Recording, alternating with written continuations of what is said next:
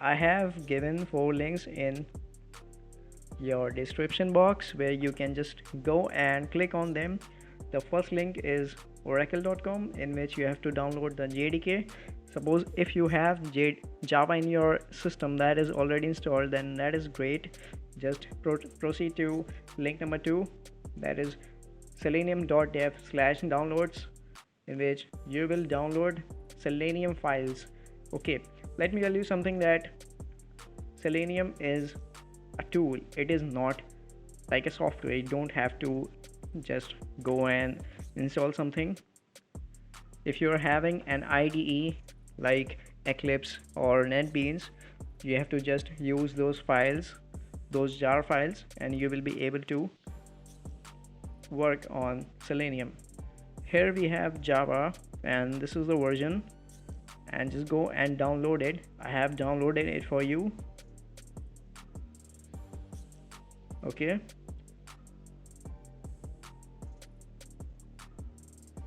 this is the file which you will get after download. Open and extract it to any folder you like. Suppose I have extracted it in my desktop folder where I have this, and after extracting this you will see these files. This library file, and this is client combined file. We'll talk about it. Let's go to the third link, which is eclipse.org, and through this link you can download your Eclipse.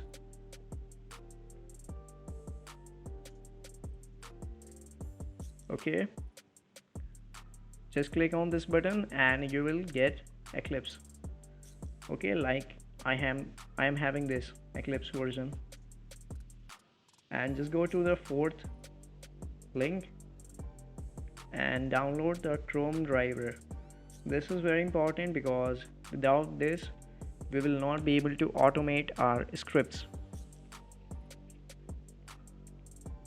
Okay, now before proceeding, just go and check out which exactly version you are using here. Just go and click on about Google Chrome.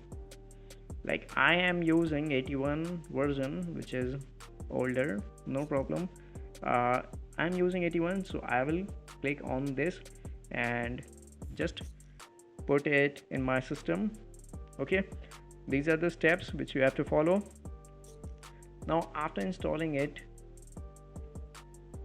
the Eclipse, you will see the window of workspace, and you have to click on Java SE for developers. That is the step. After installing Eclipse, this is the screen you will get, and you have to go to file and click on new and click on Java project. Just name your Java project, like I say first project, and keep these settings same as it is.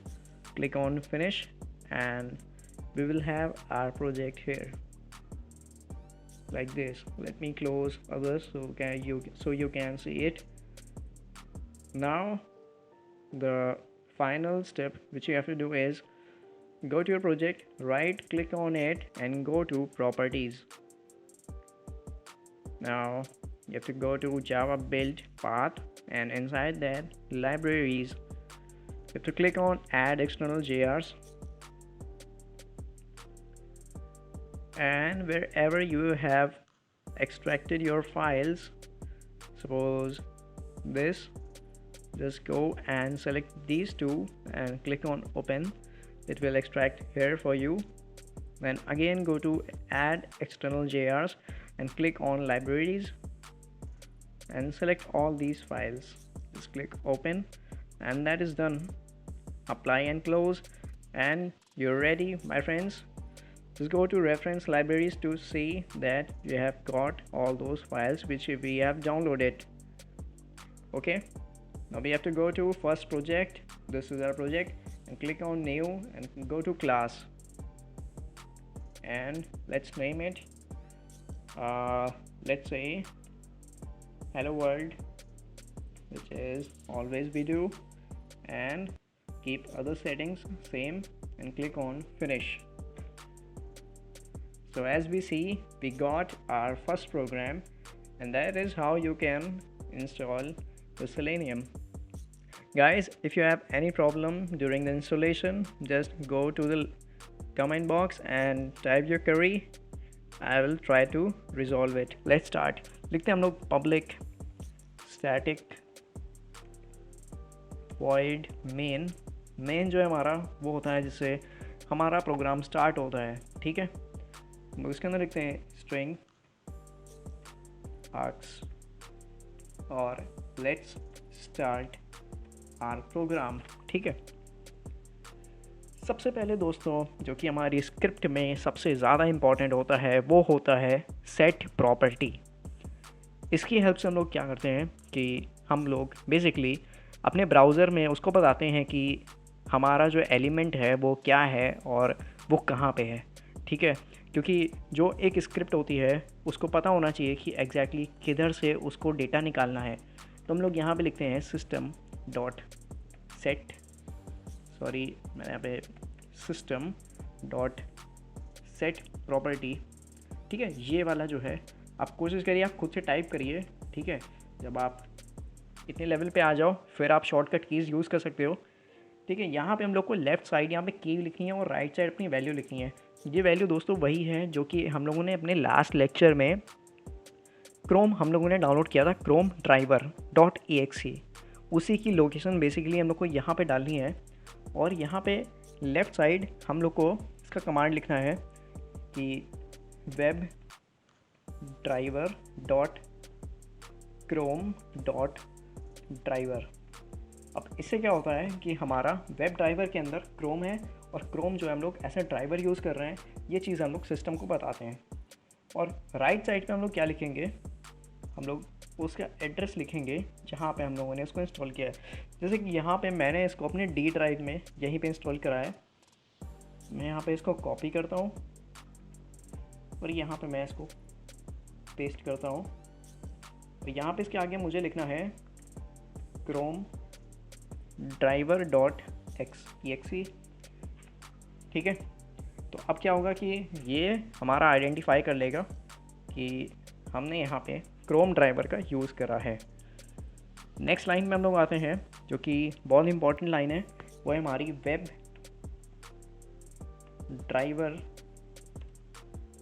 Driver is equal to new Chrome driver. अब यहाँ पे हमारा system जो है वो भी नहीं पहचान पा रहा है कि एग्जैक्टली यहाँ पे क्या हो रहा है, तो इसके लिए एरर थ्रो कर रहा है। एरर को देखते हैं कि यहाँ पे लिखा है इंपोर्ट करिए वेब ड्राइवर क्लास, ठीक है। हमने यहाँ पे इसको इंपोर्ट कर दिया। अभी भी एरर दे रहा है, क्यों दे रहा है? क्योंकि इसको क्रोम ड्राइवर के बारे में नहीं पता।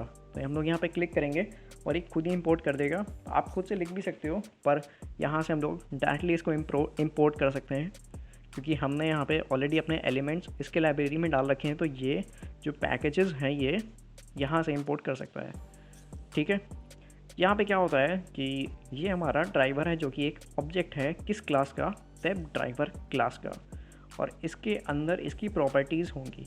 पर हमने यहाँ पे रेफरेंस किसका दिया है, क्रोम ड्राइवर का, क्योंकि हम लोग यहाँ पे क्रोम ड्राइवर यूज़ करेंगे क्रोम में, ठीक है। अब हम लोग ये भी कर सकते थे कि क्रोम ड्राइवर की क्लास हम लोग यहाँ पे लिख सकते थे, पर हम लोग ऐसा नहीं करेंगे क्योंकि ये एक इंटरफेस है और इंटरफेस दोनों तरफ नहीं हो सकता।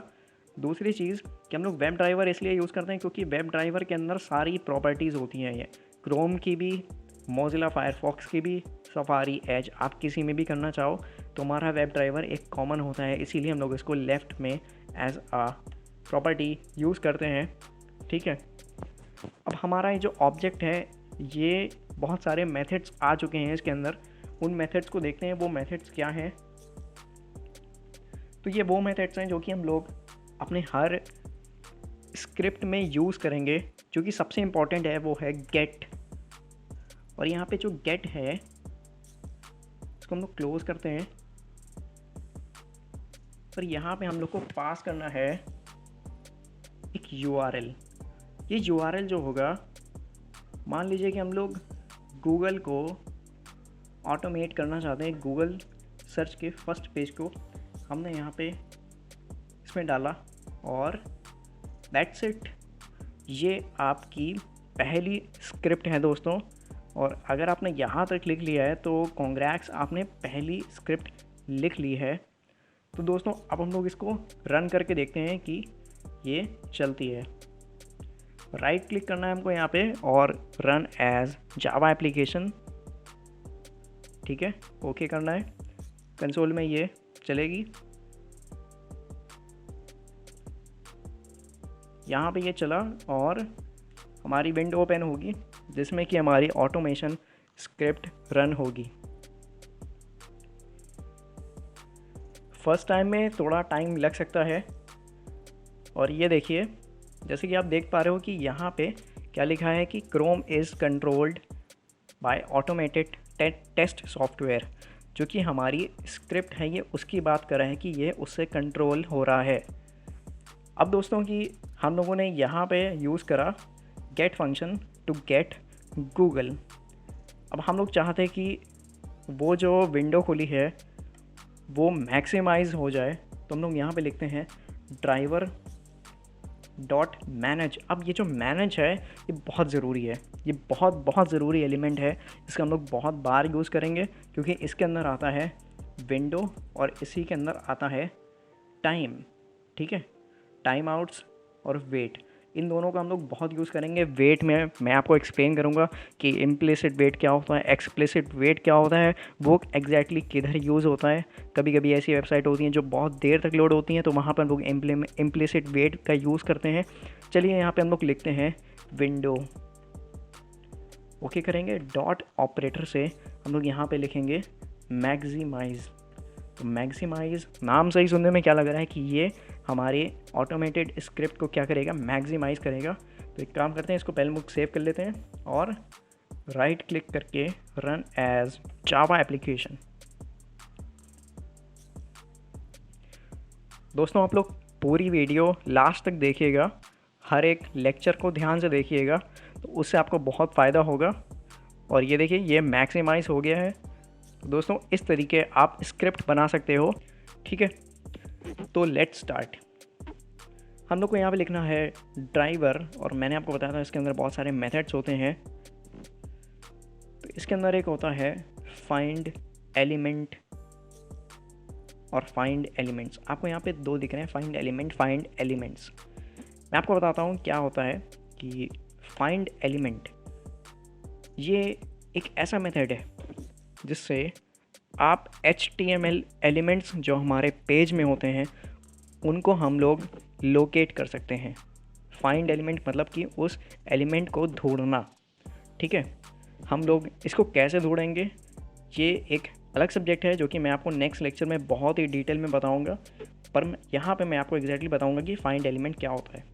इसके अंदर हम लोग यूज़ करते हैं बाय, उसके अंदर डॉट ऑपरेटर से हम लोग को यहाँ पे कुछ और मेथड्स मिलते हैं जैसे कि ID, CSS, सेलेक्टर और by name, by path, class name, class ID, इस तरीके से हम लोग को मिलते हैं।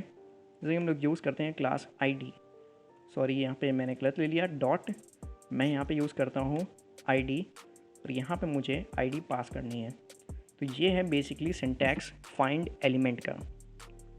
अब दोस्तों क्या होगा अगर हम जो एलिमेंट ढूंढना चाहते हैं वो हम लोग को ना मिले?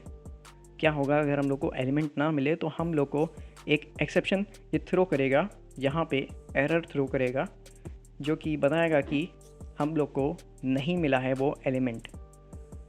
चलिए दोस्तों मैं आपको दूसरा बताता हूँ फाइंड एलिमेंट्स क्या होता है। फाइंड एलिमेंट्स जो है एग्जैक्टली एक लिस्ट को रिटर्न करता है। लास्ट में हम लोगों ने देखा था फाइंड एलिमेंट वो एक ऑब्जेक्ट को रिटर्न करता था, पर यहाँ पे फाइंड एलिमेंट्स जो है वो एक लिस्ट को रिटर्न करेगा। ये लिस्ट वो होगी जो कि हम लोग यहाँ पे पास करेंगे बाय डॉट। मान लीजिए कि हम यहाँ पे नेम के थ्रू सर्च करते हैं और यहाँ पे हम लोग उस नेम को रेफरेंस देते हैं, तो जो भी हमारे पेज में इस नेम से लोकेट होंगे वो यहाँ पे एज अ लिस्ट रिटर्न हो जाएगा। पर दोस्तों लास्ट में मैंने आपको बताया था कि फाइंड एलिमेंट में क्या रिटर्न होता है, एक नल एक्सेप्शन रिटर्न होता है, मतलब कि ब्लैंक है आपका ऑब्जेक्ट जो है वो ब्लैंक है, पर यहाँ पे एक ब्लैंक लिस्ट रिटर्न होगी, एम्प्टी लिस्ट रिटर्न होगी। अब जो लिस्ट होती है वो एम्प्टी भी हो सकती है, ये बात आपको पता होगी, मैं आपको बता रहा हूँ कि लिस्ट जो है एम्प्टी रिटर्न होगी, ठीक है, और उसमें हम लोग को कोई एरर नहीं मिलेगा।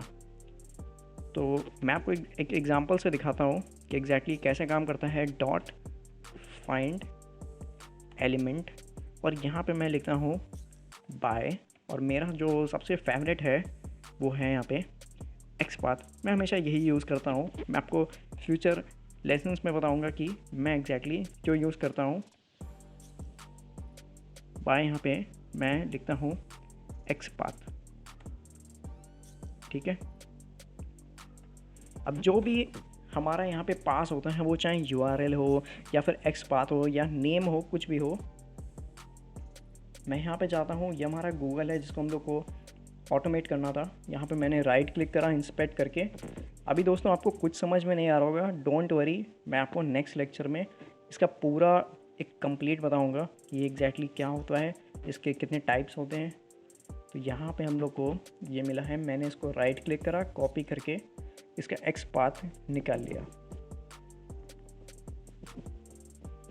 मैं यहाँ पे आके इसको पेस्ट करता हूँ, मैं यहाँ पे आके मैंने इसको क्लोज करा, ठीक है। यहाँ तक हमारा सब कुछ स्मूथ जा रहा है। फिर ड्राइवर डॉट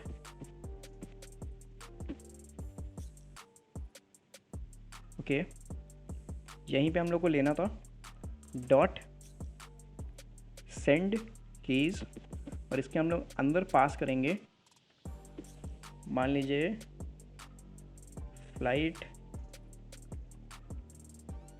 सर्च, ठीक है, हम लोगों ने इसके अंदर लिखा फ्लाइट सर्च। तो दोस्तों ये था इसका कंप्लीट सिंटैक्स। तो आप समझ गए होंगे कि फाइंड एलिमेंट क्या करता है। ये है मेरा पेज, इस पेज के अंदर मैं कंसोल को बंद कर देता हूँ। इस पेज के अंदर देखिए जीमेल है, इमेजेस है, ये क्या है, टेक्स्ट है और लिंक भी है। यहाँ पे ये साइन इन एक बटन है, यहाँ पे ये एक इमेज है, ये एक बटन है, यहाँ पे मुझे एक ब्लैंक टेक्स्ट एरिया मिल चुका है। तो यहाँ पे हर चीज़ जो है एक एलिमेंट है, एक वेब एलिमेंट है, ये हर चीज़ एक वेब एलिमेंट है। वेब एलिमेंट हम लोग समझ सकते हैं एक डेटा टाइप, एक ऐसा डेटा टाइप जो कि हमारे वेब पेजेस में यूज़ होता है। HTML एलिमेंट्स होते हैं ये बेसिकली, जिनको हमको फाइंड करके यहाँ पे पास करना होता है, और जिसके लिए हम लोग यूज़ करते हैं बाय, ठीक है।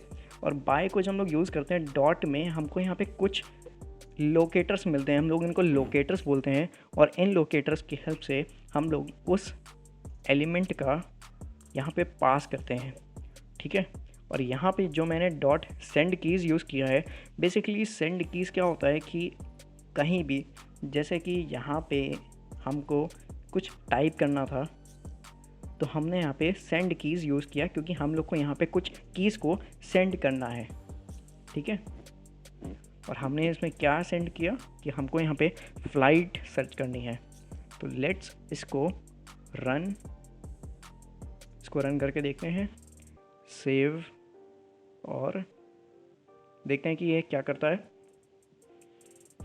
सो हमारे स्क्रिप्ट के हिसाब से सबसे पहले हमारा गूगल खुलेगा, उसके बाद वो मैक्सिमाइज़ होगा, उसके बाद गूगल सर्च काम करेगा। दोस्तों ये खुला, जब ये लोड हो गया प्रॉपर्ली तो ये क्या हुआ, मैक्सिमाइज़, और यहाँ पे ये फ्लाइट सर्च इसने लिख दिया। अब दोस्तों फ्लाइट सर्च कर दिया इसने, अभी करा नहीं है सर्च।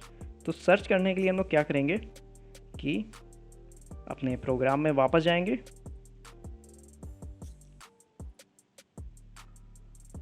और यहाँ पे हम लोग एक नेक्स्ट लाइन लिखेंगे, ड्राइवर डॉट फाइंड एलिमेंट दोबारा से। अब इस बार दोस्तों हम लोग किसके लिए लिख रहे हैं, पहला जो था मैं यहाँ पे लिख दे रहा हूँ, ये हम लोगों ने किसके लिए किया था, फॉर एंटरिंग गूगल सर्च। आप लोग भी लिखते जाइए अगर आपको रेफरेंस चाहिए एग्जैक्टली यहाँ पे क्या हो रहा है। और ये जो था, ये जो अभी नेक्स्ट लाइन में लिखूँगा, ये है फॉर सर्च बटन, ठीक है। और इसके अंदर भी मैं सेम XPath भी यूज़ करूँगा। मैं आपको बताऊँगा कि XPath क्यों इतना ज़रूरी है, क्यों लोग इसको यूज़ करते हैं। और यहाँ पे मैं क्या पास करूँगा, अपना XPath पास करूँगा। इस ऑटोमेशन पेज को मैं अभी के लिए बंद कर दे रहा हूँ। राइट क्लिक करके इंस्पेक्ट में मैं यहाँ से इसका XPath निकालूँगा। मैं आपको हर चीज़ बताऊँगा यहाँ पे। नेक्स्ट लेक्चर्स में हम लोग स्टेप बाय स्टेप चलेंगे, कुछ भी हम लोग आगे पीछे नहीं करेंगे। हर चीज़ मैं आपको बहुत ही क्लियरली समझाऊँगा। कुछ भी आपको ऐसा लगता है कि जो आपको समझ में नहीं आया तो आप मुझे वीडियो के कमेंट बॉक्स में बताइए, तो मैं उसकी अलग से वीडियो बना दूँगा, तो आपको बेटर समझ में आएगा। और यहाँ पे मैं इसके साथ क्या परफॉर्म करूँगा, डॉट क्लिक। क्लिक क्या होता है कि हमारा माउस जैसे कहीं पे क्लिक करता है, वैसे ही यहाँ पे ये क्लिक फंक्शन भी उसको क्लिक करता है। यहाँ पे 2 बार हो गया है, कोई बात नहीं। क्या करेंगे, सबसे पहले इसको सेव करते हैं और इस स्क्रिप्ट को हम लोग रन करते हैं। दोस्तों बहुत मज़ा आता है जब हमारी स्क्रिप्ट रन होती है। हम लोग आराम से बैठते हैं और स्क्रिप्ट को देखते हैं कि एग्जैक्टली ये क्या कर रही है। बहुत मज़ेदार है ये ऑटोमेशन टेस्टिंग की प्रोफाइल। अगर आप किसी भी IT जगह पे वर्क करते हो तो बहुत ही इंटरेस्टिंग जॉब है। तो देखिए ये क्या हुआ कि इसने खुद से सर्च कर दिया, मैंने कुछ नहीं करा। मैंने क्या करा, बस अपनी स्क्रिप्ट लिखी। दोस्तों देखा कितना इंटरेस्टिंग है ये। तो दोस्तों आप इसी तरीके कोई भी स्क्रिप्ट को रन कर सकते हो, किसी भी साइट को ऑटोमेट कर सकते हो। जो भी सफिशिएंट नॉलेज थी मैंने आपको दे दी। अगर आपको इसके आगे एक नेक्स्ट लेवल पे बढ़ना है जिससे कि आप ऑटोमेशन टेस्टर बन सकते हो, आपकी एक अच्छा पैकेज होगा, अच्छी सैलरी होगी, तो उसके लिए आप मेरी एक प्लेलिस्ट भी देख सकते हो जिसमें मैंने complete automation testing using selenium using Java मैंने अपलोड की है। उसमें अगर आपको कुछ भी डाउट आता है तो आप मुझसे पूछ सकते हो। मैं आपको मेल पर भी रिप्लाई करूँगा, आपके सारे मैं डाउट क्लियर करूँगा। और दोस्तों please like and subscribe to Gadar Tech. मैं आपके लिए हर एक इम्पॉर्टेंट वीडियो अपलोड करता रहूँगा। दोस्तों थैंक यू, और मिलते हैं हम लोग नेक्स्ट लेक्चर्स में। Thank you.